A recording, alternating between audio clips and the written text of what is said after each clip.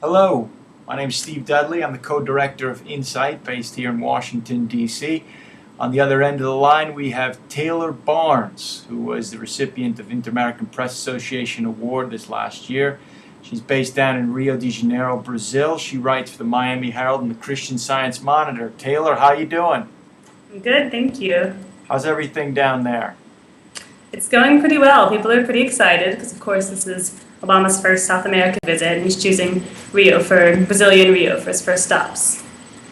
What kind of Brazil can Obama expect to find?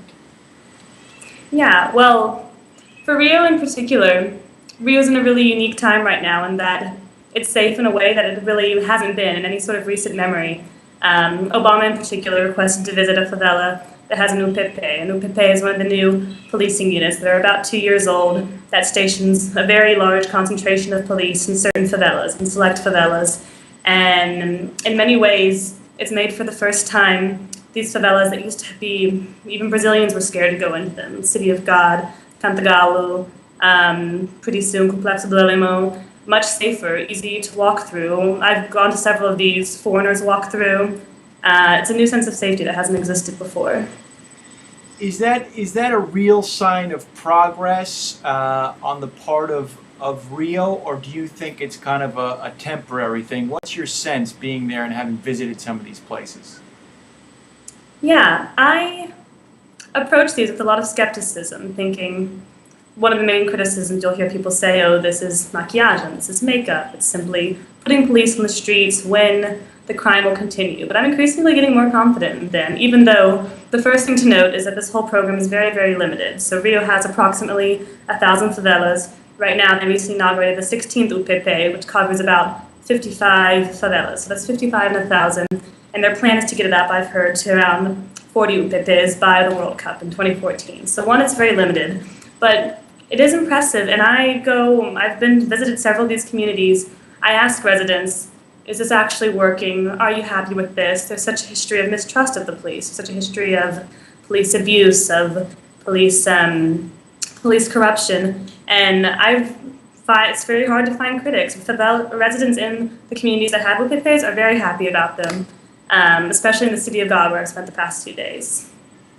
From afar, we get a sense that there is an urgent situation in a lot of different places in Latin America. Mm-hmm. Rio would be one of those places.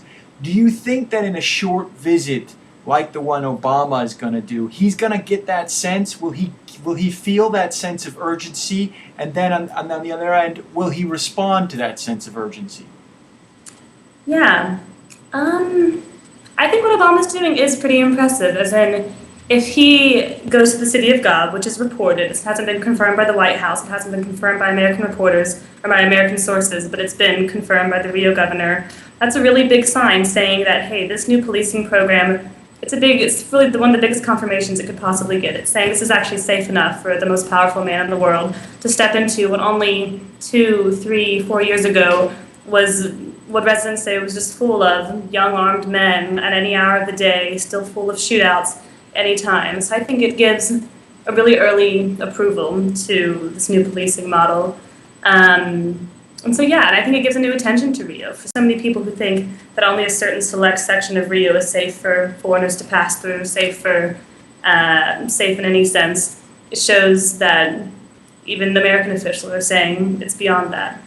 One last question. What can we expect to happen in Rio over the next 6 months to a year in terms of how they deal with the security situation there? Yeah, that's a good question. One of the big things that is on the Rio agenda now is, you probably remember, this past November was a very scary time here. And over a week, in the last week of November, there was over 1,000 cases of arson when organized crime was acting out ostensibly against this policing model, ostensibly acting out against heavy policing presence. And as a result of that, Rio decided to retake a very emblematic favela called the Complexo do Alemão. And after that, they established an army presence, which was unheard of for the army to occupy a territory within Brazil itself. So they created what they call a força de paz, which usually they have abroad, a peacekeeping force, like they have in Haiti, like they have in Timor-Leste. So it was very unheard of. The army's still stationed there. It's very bizarre to go to Complexo del Limón nowadays because you see armored vehicles and soldiers all, in completely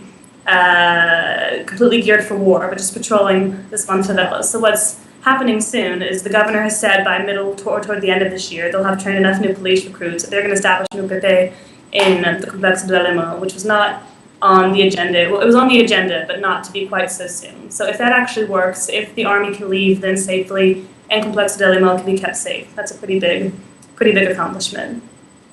Taylor, thanks for your time, and please stay safe. Thank you. Take care. This is Steve Dudley for Insight. We'll talk to you soon.